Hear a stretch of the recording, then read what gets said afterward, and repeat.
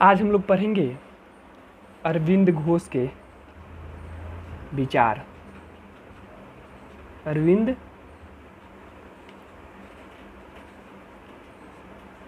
घोष।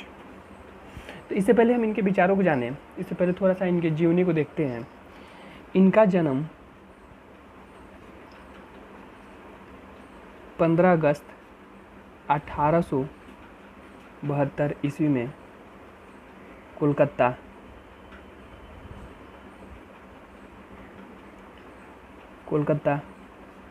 पश्चिम बंगाल में हुआ।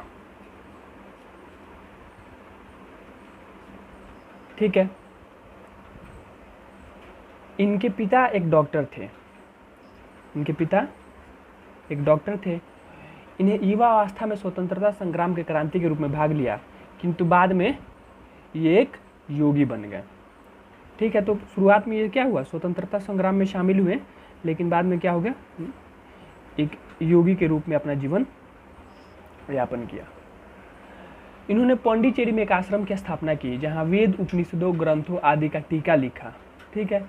योग साधना का मौलिक ग्रंथ लिखे। उन्होंने पूरे विश्व में दर्शन शास्त्र पर बहुत प्रभाव रहा है। उनकी साधना पद्धति के अनुयायी सब देशों में पाए जाते हैं। वो एक कवि और गुरु के रूप में प्रसिद्ध हैं। तो आइए आगे देखते हैं।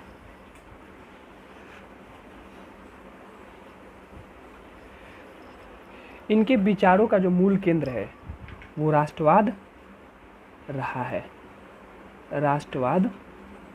इनके विचारों के मूल केंद्र में। तो राष्ट्रवाद के बारे में देखिए क्या है कि तो राष्ट्रवाद का अर्थ होता है कि किसी भूभाग में रहने वाले, देखिए किसी भूभाग में रहने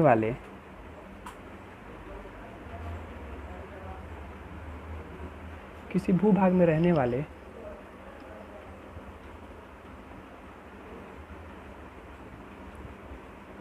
लोगों की मनोवैज्ञानिक एकता। ठीक है। लोगों की मनोवैज्ञानिक एकता को क्या बोलते हैं, एकता ही राष्ट्रवाद कहलाती है। ठीक है। तो अब एक मन में प्रश्न आएगा आपके, ये मनोवैज्ञानिक एकता क्या है। तो मनोवैज्ञानिक एकता को हम जैसे देख सकते हैं कि जैसे देखिए हम कहीं बाहर जाते हैं, तो अगर हमारे गांव तरफ का अगर कोई दिख गया, या फिर हमारे ज़िले से कोई दिख गया, या फिर हमारे राज्य से कोई दिख गया, अगर हम किसी और स्टेट में रह रहे हैं तो वहाँ हमारे राज्य के लोग, किसी और देश में रह रहे हैं तो हमारे देश के लोगों से क्या होता है, थोड़ा सा एक एकता का भाव उत्पन्न होता है, उनसे थोड़ा सा लगाव उत्पन्न होता है। इसी को क्या बोलते हैं, मनोवैज्ञानिक एकता बोलते हैं। यही राष्ट्रवाद कहलाता है, यानी राष्ट्रवाद की भावना कही जाती है। ठीक है। जैसे हम किसी और देश में रह रहे हैं और वहाँ अगर भारत का कोई मिल जाता है और एक अदर किसी और देश का नागरिक है, तो एकदम निश्चित सा भाव है कि जो हमारा जो भावना होगी वो किसके साथ जुड़ी होंगी, एक भारतीय के साथ। तो इसी को क्या बोलते हैं, मनोवैज्ञानिक एकता बोलते हैं। ठीक है। ये चीज़ आपको समझ में आ गई होगी। अब आइए देखते हैं तो फिर एकता पर इनके विचार क्या हैं, कैसे रहे।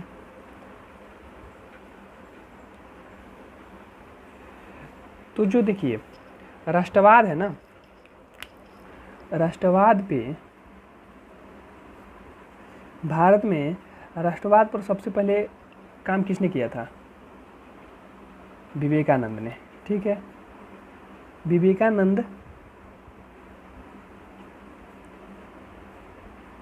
विवेकानंद को भारत में राष्ट्रवाद के तत्वों के आरंभिक विकास का श्रेय दिया जाता है। और इसी को अरविंदो ने क्या किया, जो काम इन्होंने राष्ट्रवाद पे किया था विवेकानंद ने, उसी को आगे बढ़ाने का काम किया अरविंदो ने। ठीक है। अब यदि हम इनके बात करें कि इनके राजनीतिक जीवन की, तो इनके राजनीतिक जीवन की जो शुरुआत हुई,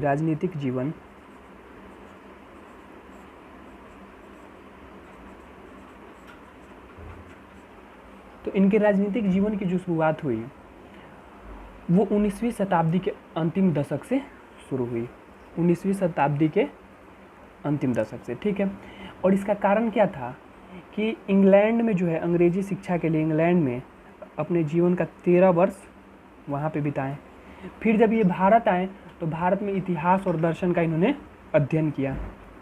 ठीक है, इसके पश्चात हम देखते हैं कि ये इस प्रक्रिया में क्या हुआ कि हिंदू धर्म और हिंदू दर्शन के प्रामाणिक क्या बन गए, प्रवर्तक।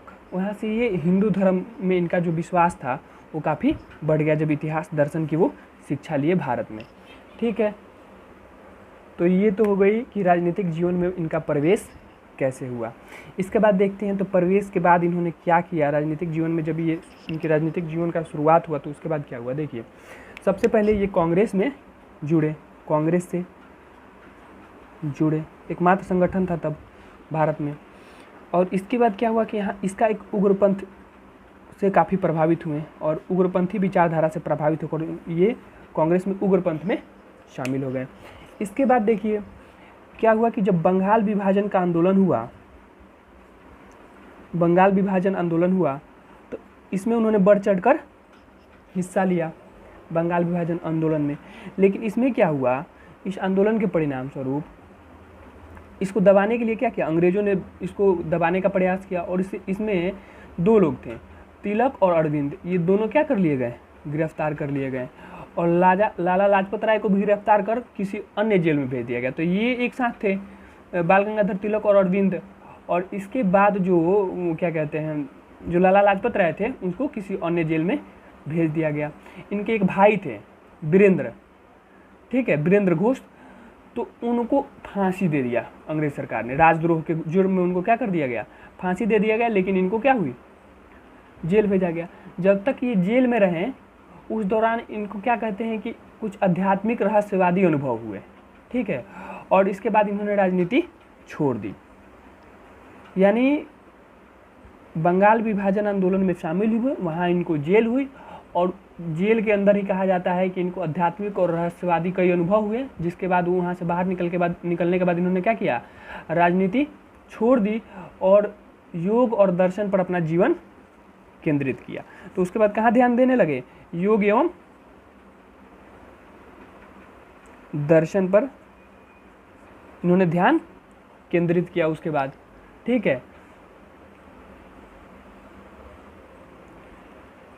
इसके पश्चात क्या हुआ कि हिंदू धर्म के पुनर्जागरण की प्रक्रिया को आगे बढ़ाया और वो इसका आधार क्या रखा उन्होंने, वेदांत, यानी वेदांत के आधार पर उन्होंने हिंदू को पुनर्जागरण की प्रक्रिया प्रारंभ करने का प्रयास किया कि हिंदू में क्या हो, फिर से पुनर्जागरण हो और जो कुछ कुरीतियाँ हैं उसको क्या किया जा सके, समाप्त किया जा सके। साथ ही इन्होंने आध्यात्मिक राष्ट्रवाद की अवधारणा का विस्तार किया। तो अब आया एक नया कंसेप्ट क्या हो रहा है, आध्यात्मिक राष्ट्रवाद। तब प्रश्न आता है कि आध्यात्मिक राष्ट्रवाद क्या होता है। ठीक है, देखते हैं फिर राष्ट्रवाद का प्रकारों की बात क्या है, राष्ट्रवाद से रिलेटेड थी।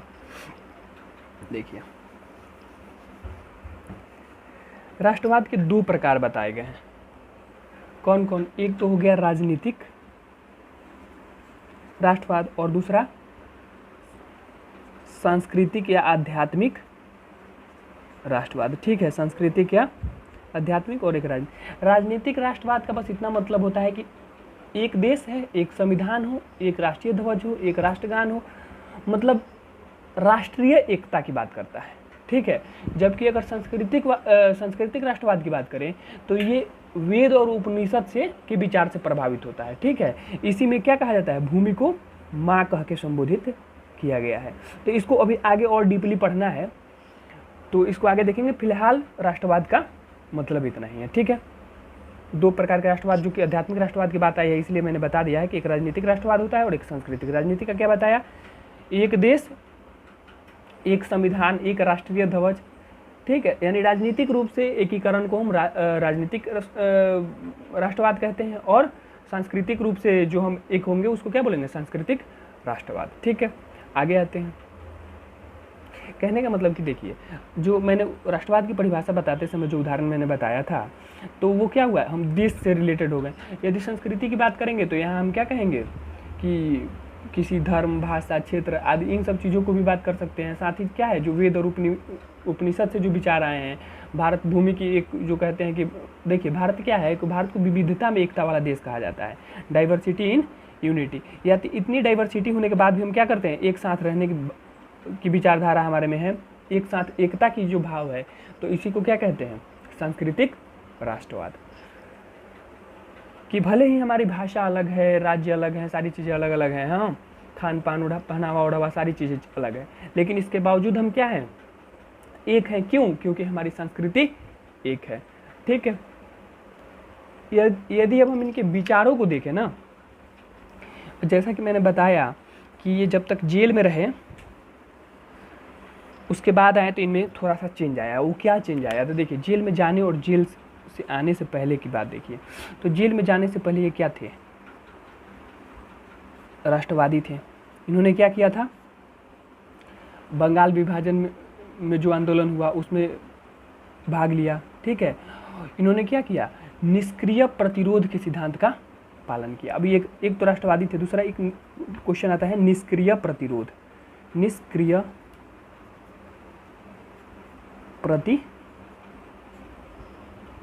प्रतिरोध का सिद्धांत विकसित किया, पैसिव रेजिस्टेंस।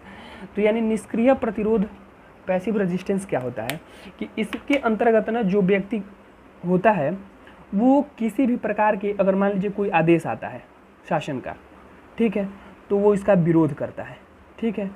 और अगर वो ये जानता है कि इसका विरोध करने के लिए हमको जो भी सज़ा मिलेगी, जो भी दंड मिलेगा, उसकी चिंता नहीं करता। कहना है मतलब इसका विरोध करते हुए हमको अगर मृत्यु दंड की सज़ा भी दे दी जाए ना, मृत्यु दंड की सज़ा दे दी जाए तो उसको भी क्या होता है, स्वीकार होता है। तो पहले फेज में ये क्या करते हैं, किसी भी आधार मतलब किसी भी सिचुएशन में भारत को आज़ाद कराने के लिए अपने मातृभूमि को बंधन मुक्त करने का प्रयास करते हैं। लेकिन अगर हम जेल से निकलने के बाद का इनका देखें कि जेल से निकलने के बाद इन्होंने क्या किया, तो जेल से निकलने के बाद देखते हैं कि एक संत के रूप में देखे जाते हैं। और संत के रूप में अभी ये क्या करेंगे, उन्होंने मानव एकता और आदर्श और मानव एकता के लिए काम करना शुरू किया है, जिससे क्या हो, आदर्श और राष्ट्रवाद को संदेश देना चाहते थे। ठीक है। एक महान संत लक्ष्य प्राप्त करने के लिए विश्व को मानव एकता, आदर्श तथा राष्ट्रवाद का संदेश देना चाहते थे। तो ये एक बड़ा बदलाव आया इनमें, जहाँ एक ये क्या होते थे, उग्रपंथी से सीधे सीधे क्या बन गए, संत बन गए, और इनका मानव एकता पर विचार मतलब मानव एकता को शुरुआत प्रारंभ कर दिया। तो इसके लिए देखिए अब क्या किए, पहले भी मैंने एक चीज़ बताया कि हिंदू धर्म पुनर्जागरण का काम किया। तो उसके बाद देखिए अब संत के रूप में इन्होंने सबसे पहला काम क्या किया कि हिंदू धर्म के पुनर्जागरण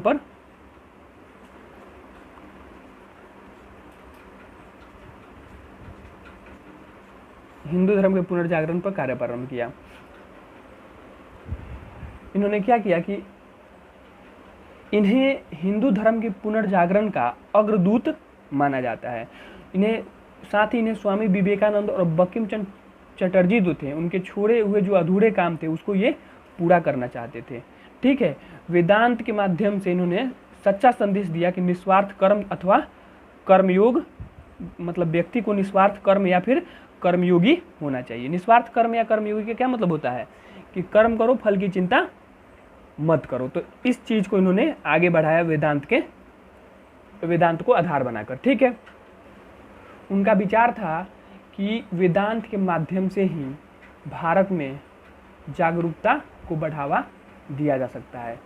जो हमारी भारतीय आत्मा है उसकी जागृति पॉसिबल है, क्योंकि वो अभी क्या है, गहरी नींद में है। तो उसको जगाने के लिए इन्होंने क्या किया, वेदांत का सहारा लिया। उनका मानना था कि इसके माध्यम से ही हम अपनी जो हमारी गरिमा है उसको हम क्या कर सकते हैं, वापस प्राप्त कर सकते हैं। ठीक है। तो अरविंद घोष के हम क्या पढ़ रहे थे, हिंदू पुनर्जागरण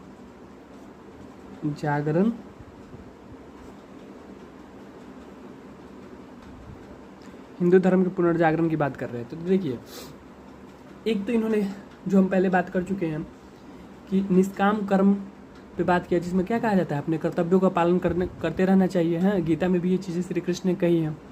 और दूसरी चीज़ जो इसमें कही गई है, देखिए इनका मानना था कि हिंदू धर्म के पुनर्जागरण की आवश्यकता क्यों है, क्योंकि अभी जो है ये गहरी नींद में है।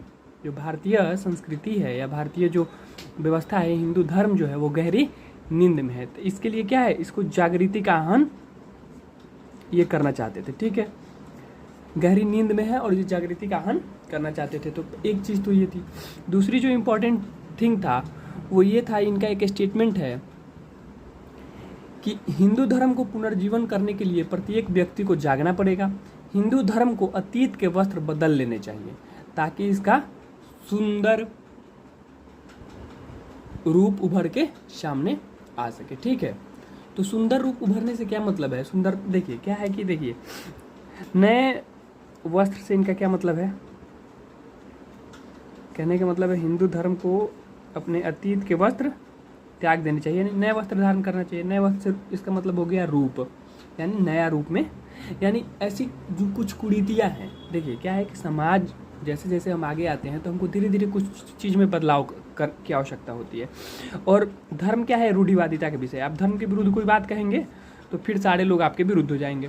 तो ये एक ऐसा टॉपिक था जिस पर लोग बात करना नहीं चाहते थे। तो इसलिए ये आवश्यक था कि धर्म में देखिए पहले होता था, पहले चीज़ें क्या है, या कि 19वीं-20वीं सदी से चीज़ें बिगड़ गई। आप देखेंगे पहले कई सारे धार्मिक सम्मेलन होते थे, जिसके माध्यम से कई सारे धार्मिक सम्मेलन होते थे। बौद्ध संगीति, बौद्ध धर्म का भी आप लोगों ने जाना होगा कि 3-4 बौद्ध संगीतियाँ हुई हैं, जिसमें क्या उसकी जो भी बुराइयां हैं या तो जो भी बदलाव करते हैं तो सारे धर्म गुरु मिलके क्या करते थे, उसके बदलाव को स्वीकार करते थे और सारी दुनिया इसको। लेकिन क्या हुआ कि 19वीं शताब्दी के बाद ये होना बंद हो गया, धार्मिक सम्मेलन होने बंद हो गया। अब धार्मिक सम्मेलन बंद हो गया तो इसमें क्या हुआ, हिंदू धर्म में बदलाव बंद हो गया। अब जैसे जैसे नए नए विचार आ रहे हैं, नई नई चीज़ें आ रही हैं, तो हम क्या कर सकते हैं, पुराने विचारों के साथ नहीं चल सकते, हमें नए विचारों को अपनाना ही पड़ेगा। ठीक है, तो इसके लिए इस रूढ़िवादिता को समाप्त करने के लिए प्रयास किया अरविंदो ने, और कहा कि हिंदुओं को क्या करना चाहिए, अतीत के वस्त्र यानी अतीत का रूप क्या कर लेना चाहिए, बदल लेना चाहिए। इससे उनकी सुंदरता क्या होगी और बढ़ेगी। तो इस तरीके से इन्होंने प्रयास किया। दूसरी बात इन्होंने कहा कि श्री अरविंद के अनुसार नए हिंदू धर्म का लक्ष्य भारतीय राष्ट्रवाद का बुद्धि और विश्व में सौहार्द पैदा करने का मार्ग प्रशस्त करना था। यानी जो हम ये नया धर्म बना रहे हैं वो क्यों बना रहे हैं, इससे क्या होगा, भारत में राष्ट्रवाद का जन्म होगा, भारत में राष्ट्रवाद का जन्म या उत्पत्ति होगी। ठीक है, भारत में राष्ट्रवाद की उत्पत्ति होगी। और दूसरा चीज क्या होगा, विश्व में सौहार्द पैदा होगा।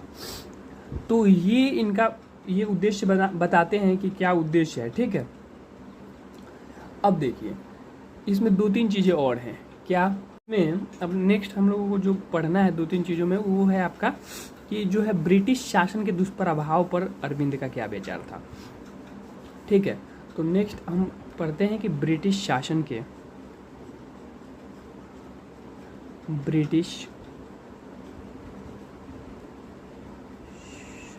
का दुष्प्रभाव पर अरविंद के विचार को जानेंगे कि क्या है। ठीक है, तो अरविंद का मानना था ये ना, अरविंद जो थे ये ब्रिटिश शासन के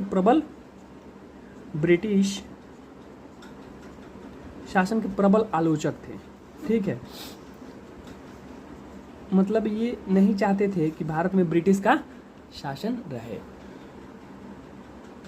जबकि देखिए अगर नरमपंथियों को देखें, जो कांग्रेस के नरमपंथी थे वो इस मत से बिल्कुल सहमत नहीं थे। उनका क्या मानना था कि ब्रिटेन लोग ही भारत का क्या कर सकते हैं, विकास कर सकते हैं। और ब्रिटिश शासन क्या है, एक दैवीय विधान है। कहने का मतलब इसको ये लोग जो राज्य का दैवीय सिद्धांत कहते हैं ना, तो उसको भी लोगों को जो नरमपंथी थे वो क्या कहते थे कि ये तो दैवीय सिद्धांत का है। ठीक है, दैवीय विधान इसको माना।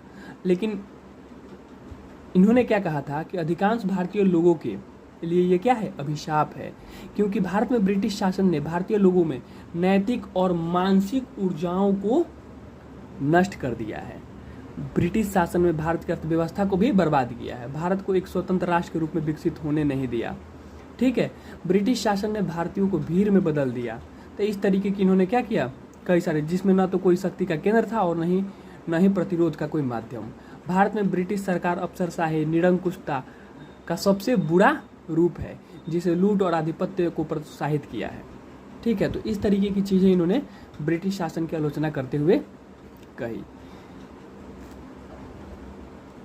तो ये बातें इनके द्वारा कही गई, जिसमें क्या क्या प्रमुख बात मैंने बताई। पहली चीज़ तो थी कि इन्होंने राष्ट्र के रूप में विकसित ही नहीं होने दिया भारत को। दूसरा पॉइंट इन्होंने क्या कहा, अर्थव्यवस्था को क्या कर दिया, भारत की जो अर्थव्यवस्था थी उसको तबाह कर दिया।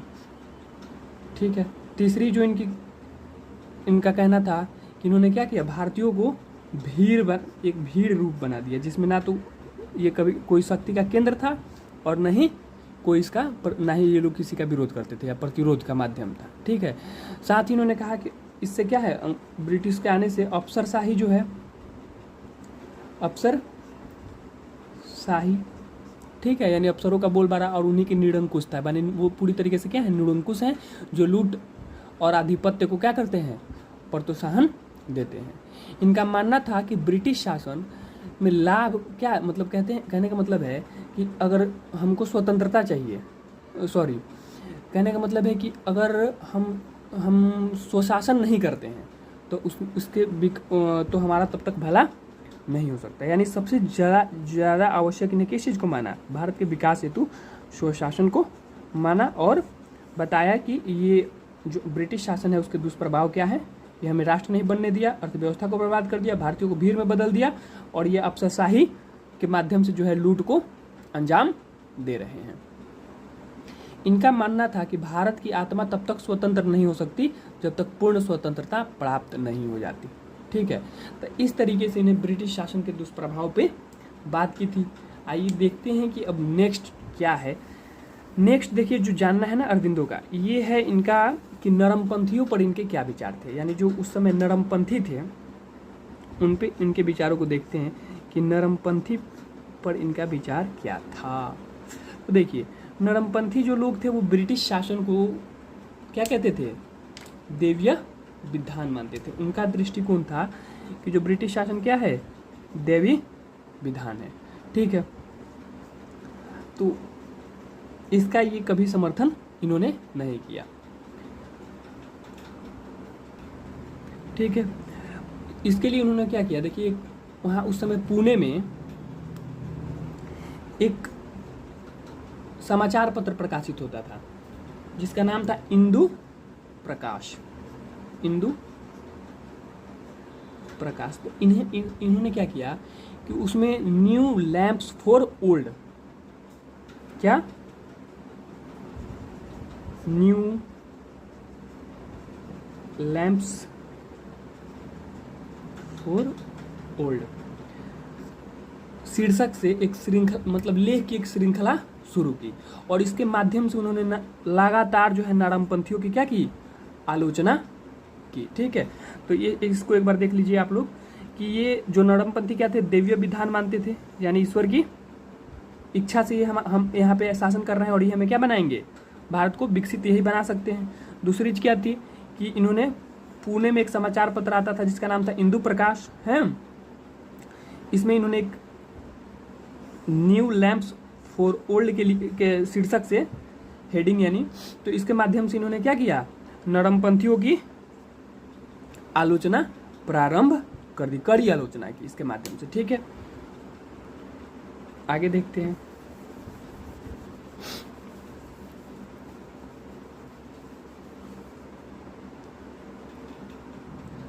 अब आलोचना करते हुए उन्होंने क्या क्या कहा है, देखिए उनका मानना था कि जो कांग्रेस के नेता हैं उनका जो आदर्श है वो क्या है,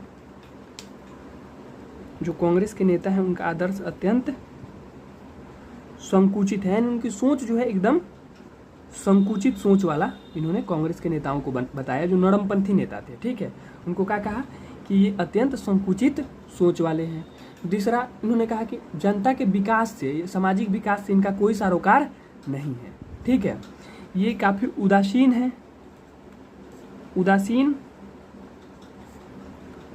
ठीक है, उदासीन बताया इन्हें, और संगठनात्मक रूप से इन्हें स्थिर कहा, यानी ये पूरी तरीके से क्या है, हारे हुए, एक तरीके से कह सकते हैं हारे हुए लोग हैं, जो कभी भी भारत की लोक भावना को व्यक्त नहीं कर सकते हैं। जो भारतवासियों की जो भावना है उसको ये लोग कभी क्या नहीं कर सकते, व्यक्त नहीं कर सकते। तो इस तरीके की चीज़ें उन्होंने कही। इनका मानना था कि राजा राममोहन राय के समय प्रार्थना और याचिका की राजनीति मतलब ठीक थी उस समय, ठीक है।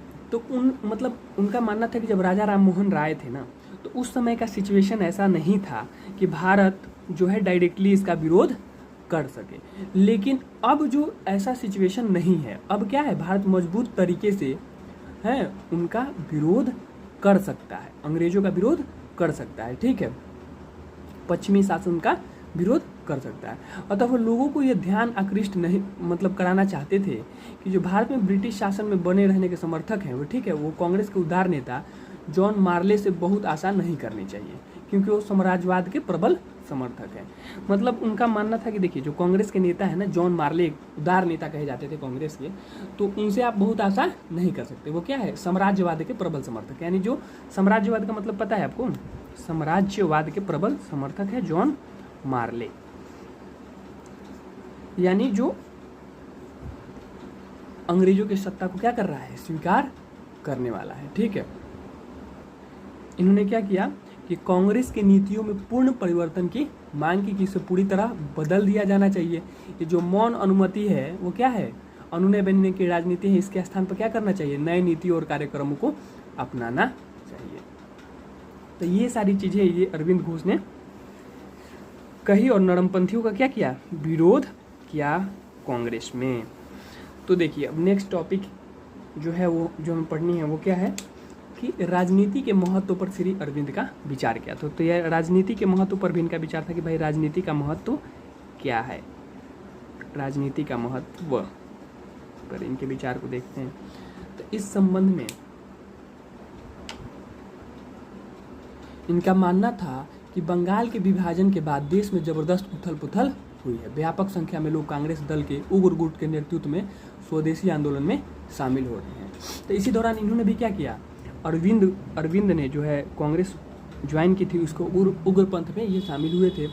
और ठीक है, पार्टी के प्रचार प्रसार, ये पार्टी इनको जो जिम्मेदारी मिली थी क्या करना है, पार्टी का प्रचार और प्रसार में इनको लगाया गया। इनमें इनका सहयोग कौन कौन कर रहा था, इसमें लाल बाल पाल तीनों ही थे।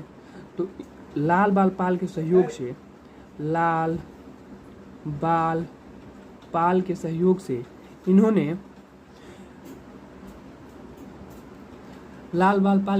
इन्होंने क्या किया,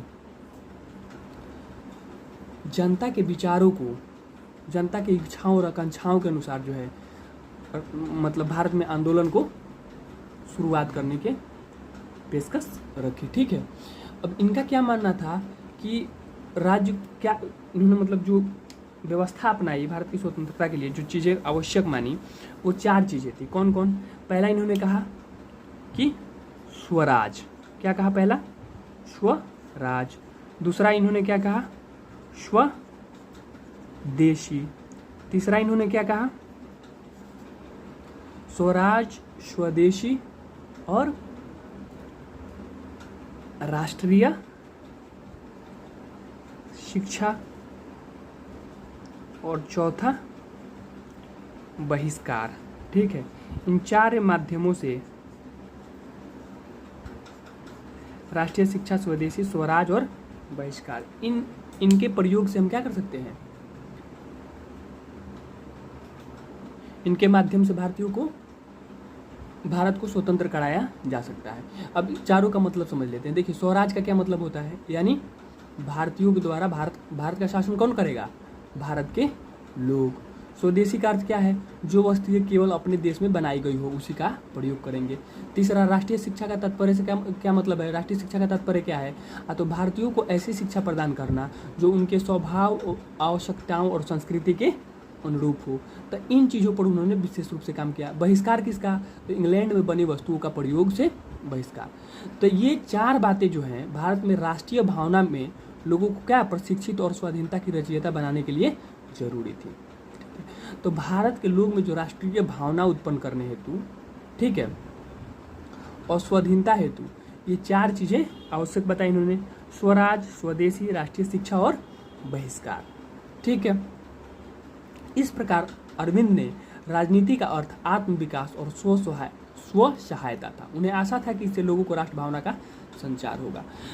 तो कहने का मतलब है कि इनके जो राजनीति का महत्व इन्होंने बताया, उसके माध्यम से क्या कहा, स्वराज, स्वदेशी और राष्ट्रीय शिक्षा और बहिष्कार को बढ़ावा देने में ही राजनीति जो है महत्वपूर्ण भूमिका अदा कर सकती है। तो इस तरीके से इन्होंने राजनीति के महत्व को रेखांकित किया। अब देखते हैं कि राष्ट्रवाद पर इनका विचार क्या था। ठीक है, तो राष्ट्रवाद पे इनके विचार को देखेंगे। पहले हम राष्ट्रवाद समझा चुके हैं, ठीक है, और मैंने पहले भी कहा है कि इनका जो विचार था वो पूरी तरीके से राष्ट्रवाद पर केंद्रित है। तो राष्ट्रवाद पर केंद्रित विचार है, तो देखते हैं कि राष्ट्रवाद पर क्या है, इनकी कौन कौन सी बातें इन्होंने मुख्य रूप से कही है। आइए देखते हैं।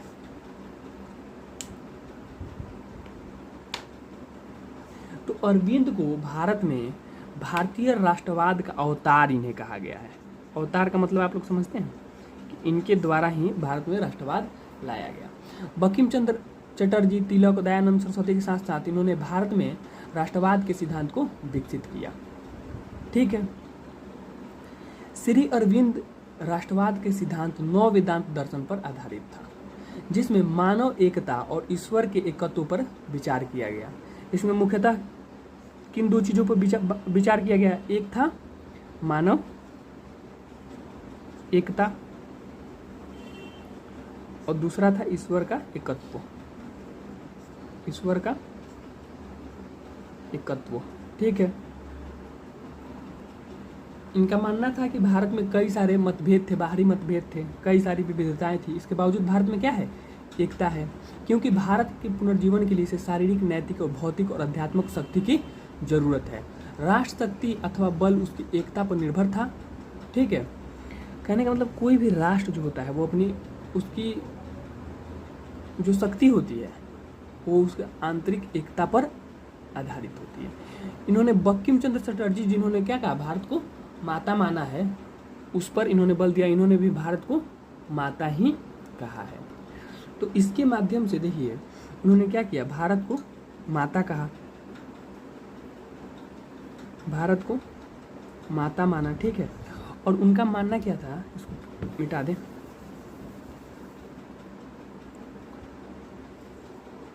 माता कहा और कहा भारत माता कौन है? ईश्वर है, और ईश्वर की इच्छा क्या है कि भारत स्वतंत्र हो।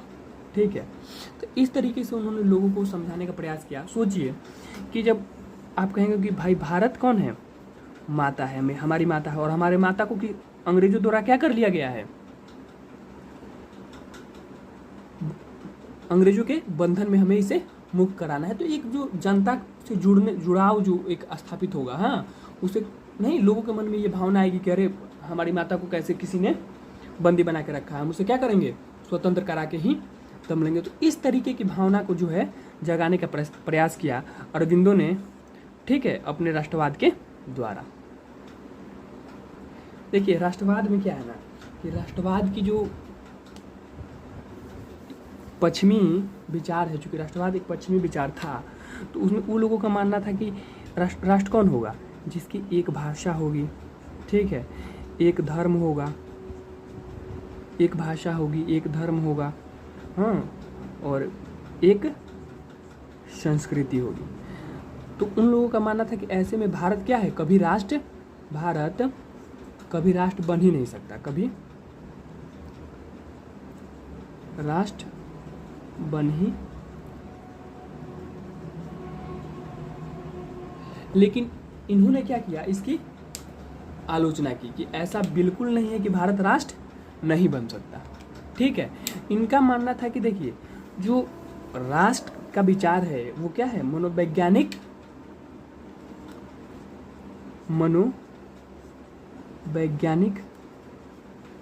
भावना का विचार है। और हम और भारत के लोग भले ही अलग भाषा बोले, अलग क्षेत्र में रहें, अलग संस्कृति है उनकी, हाँ, लेकिन उसके बावजूद क्या है, भारत के लोग एक हैं। ठीक है। तो इस तरीके के विचार इन्होंने देना प्रारंभ किया और उन्होंने राष्ट्रवाद को, जो ये लोग भाषा, संस्कृति, धर्म, ये सारी चीज़ें होने की बात करते थे, वही राष्ट्र बन पाएगा। तो उस स्थान पे इन्होंने कौन कौन सी चीज़ें बताई कि राष्ट्रीयता के, राष्ट्रवाद के उदय, मतलब राष्ट्रवाद के लिए या राष्ट्र के लिए कौन कौन सी चीज़ें ज़रूरी है। तो इन्होंने कहा भौगोलिक एकता, भौगोलिक एकता यानी कि भाषा, जाति, धर्म न होकर, धर्म और संस्कृति न होकर क्या जरूरी है, भौगोलिक एकता। दूसरा क्या आवश्यक है, साझा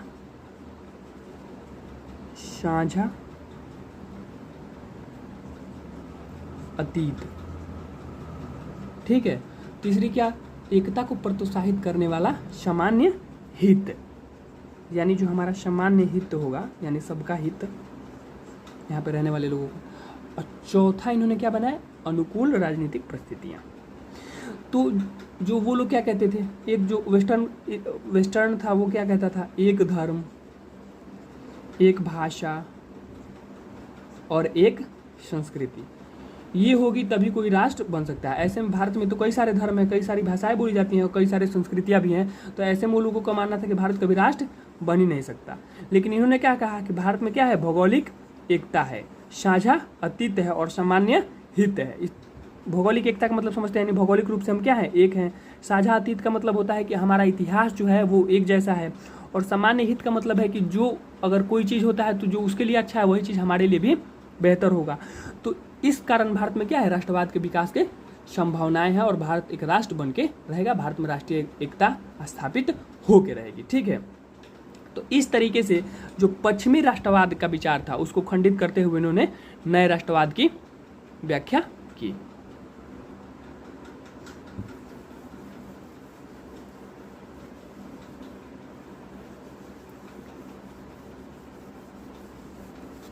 देखिए इनका मानना क्या था ना कि जो राष्ट्र है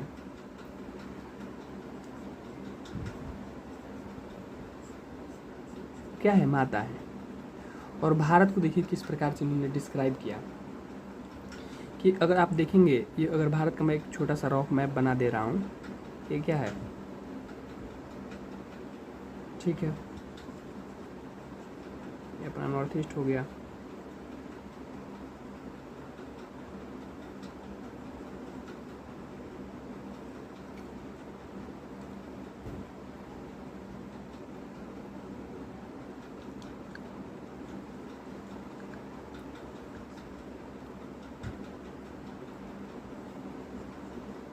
ठीक है, तो अगर रॉफ मैप भारत का देखें तो यहाँ पे क्या है, यहाँ अगर हम देखेंगे तो यहाँ क्या है, हिमालय है और यहाँ से नदियाँ जो हैं, कई सारी नदियाँ निकलती हैं, ठीक है। तो इन्होंने कहा कि जो हिमालय है वो भारत माता का क्या है, वक्ष स्थल है, ठीक है। इसे हिमालय को उन्होंने क्या बताया, वक्ष स्थल, ठीक है। इसके बाद समुद्र माँ गंगा के कपड़े हैं। अब यहाँ से आप देखेंगे कि ये पूरा एरिया क्या है, ये समुद्र है, पूरी तरीके से ये सारी चीज़ें क्या है, समुद्र है। तो इन्होंने कहा कि समुद्र भारत माता के क्या हैं, कपड़े हैं। और ये जो नदियाँ हैं वो क्या है, भारत माता का दूध है। इसीलिए राष्ट्र को एक जीवंत शैली के रूप में चित्रित किया गया। और उनका मानना था कि राष्ट्र का जो विचार है वो भारत में निर्मित नहीं है, कि केवल एक भौगोलिक टुकड़ा नहीं है, बल्कि ईश्वर की इच्छा का परिणाम है, ठीक है। तो इस तरीके की बात इन्होंने की। इस प्रकार उन्होंने राष्ट्र के विचार को क्या किया, एक जैविक विचार माना है, ठीक है, बायोलॉजिकल, ठीक है। तो जो इसमें इनका क्या मानना था कि जो परिवार है ना, गांव, जो राष्ट्र होता है वो गांव, वो परिवार से मिलकर बना होता है। उनमें सांस्कृतिक राष्ट्रवाद का विचार, इनका जो सांस्कृतिक राष्ट्रवाद का विचार था वो किनके भांति था, पहले भी बता चुके हैं, विवेकानंद की भांति था, जिनका मानना था कि धर्म और संस्कृति राष्ट्र को जोड़ने वाला तत्व है, जबकि राजनीति उसको विभाजित कर रही है। इनका मानना था कि जो ये राष्ट्र का विचार है वो राष्ट्र मान कई छोटे छोटे गांव और शहरों को जोड़कर क्या बना है, एक राष्ट्र बनता है। और राजनीति क्या करती है, इसको बांटने का प्रयास करती है। तो इन्होंने सांस्कृतिक राष्ट्रवाद को ही क्या माना है, इन्होंने सांस्कृतिक राष्ट्रवाद को ही आध्यात्मिक राष्ट्रवाद की संज्ञा दी है, ठीक है। इसके बाद एक इनका विचार है निष्क्रिय प्रतिरोध का सिद्धांत इन्होंने दिया था। निष्क्रिय प्रतिरोध का सिद्धांत।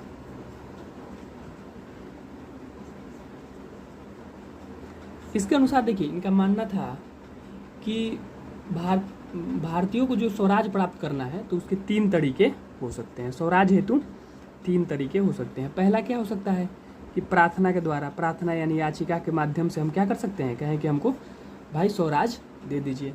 दूसरा एक माध्यम हो सकता है कि लेकिन देखिए क्या है, इनका मानना था कि प्रार्थना के द्वारा ये मिलना क्या है, असंभव, पूर्णतः असंभव है।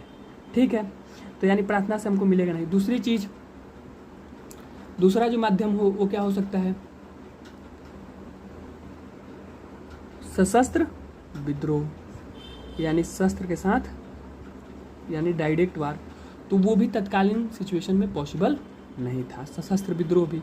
तो तीसरा क्या हो गया, तीसरा क्या रह गया, आत्म विकास और निष्क्रिय प्रतिरोध का तरीका। यानी देखिए हम 3 तरीकों से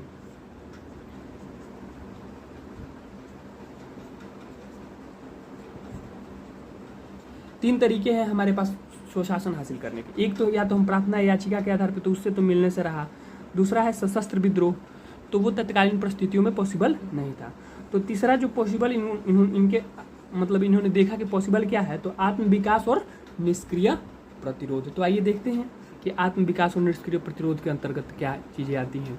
देखिए, तो आत्म विकास का कार्यक्रम और निष्क्रिय प्रतिरोध 2 चीज़ें हैं, एक तो निष्क्रिय प्रतिरोध और एक है आत्म विकास का कार्यक्रम। 2 चीज़ों को इन्होंने पूरी तरीके से नकार दिया कि प्रार्थना और याचिका के द्वारा हमें स्वतंत्रता नहीं मिल सकती, साथ ही सशस्त्र विद्रोह के द्वारा भी हमें स्वतंत्रता नहीं मिल सकती, जो है आत्म विकास और निष्क्रिय प्रतिरोध है। तो एक अगर हम आत्म विकास को समझे, तो आत्म विकास से मैंने पहले ही बता दिया, तो 3 चीज़ें मैंने बताई थी, क्या क्या, कि स्वराज हेतु क्या, स्वदेशी राष्ट्रीय शिक्षा और बहिष्कार और मध्यस्थ न्यायालय स्थापित करने का कार्यक्रम आत्म विकास का कार्यक्रम था। परंतु उनका मानना था कि कार्यक्रम स्वयं इस स्थिति में नहीं होगा, मतलब ये चीज़ें ये हो ही नहीं पाएंगी। ठीक है, तो एक आखिरी जो हमारे पास बच जाता है वो है निष्क्रिय प्रतिरोध। तो निष्क्रिय प्रतिरोध का माध्यम हमारा क्या होगा, ठीक है, उसको देखते हैं किस प्रकार से हम निष्क्रिय प्रतिरोध के तरीके क्या क्या हो सकते हैं। तो निष्क्रिय प्रतिरोध के तरीके, ठीक है, तो इन्होंने 3-4 तरीके बताए जिसके माध्यम से हम क्या कर सकते हैं, सरकार का प्रतिरोध। तो पहला इन्होंने क्या कहा कि सरकार की सहायता से इनकार, यानी सरकार को हम किसी प्रकार से सहायता प्रदान नहीं करेंगे। दूसरा, सरकार को कर नहीं देंगे, सहायता नहीं देंगे, कर नहीं देंगे। तीसरा कि विदेश से बनी वस्तु का क्या करेंगे, बहिष्कार, विदेशी वस्तु का बहिष्कार। चौथी, सरकारी स्कूलों और कॉलेज में विधि न्यायालयों का बहिष्कार। सरकारी स्कूल होगा, स्कूल और कॉलेज कैसा सरकारी, इसका क्या करेंगे, विरोध। तो और क्या करेंगे, स्वयं सहायता और राष्ट्रीय स्वतंत्रता के लिए लोगों को प्रशिक्षित करने के लिए अपने स्कूल और अपने न्यायालय की स्थापना करेंगे। ठीक है, तो जो स्कूल खोलेंगे कैसा खोलेंगे, अपना। तो इसके माध्यम से हम क्या कर सकते हैं, निष्क्रिय प्रतिरोध करके भारत को स्वतंत्रता दिलाई जा सकती है। यानी अंग्रेजी सरकार की सहायता न करना, उनको टैक्स न देना, विदेशी वस्तुओं का प्रयोग न करना, सरकारी स्कूलों में न जाना और अपने स्कूल स्थापित करके हम क्या कर सकते हैं, अपने स्कूल और विद्यालय स्थापित करके हम क्या कर सकते हैं, अंग्रेजों को यहाँ से भगा सकते हैं। अरविंद का अब एक आखिरी टॉपिक रह गई है, वो है मानवीय एकता का विचार। तो मानवीय एकता पर देखते हैं अरविंद घोष के क्या विचार है। ठीक है, तो देखिए अगर हम मानवीय एकता के विचार पर बात करें, मानवीय एकता पर अरविंद के विचार, देखिए इनका मानना था, पहले इन्होंने क्या किया कि इन्होंने समाज को विभिन्न चरणों में विभाजित कर दिया। इन्होंने 4 चरण बताए हैं। ठीक है, इन्होंने जो है 4 चरण बताएं। पहला सांकेतिक, दूसरा अंकित।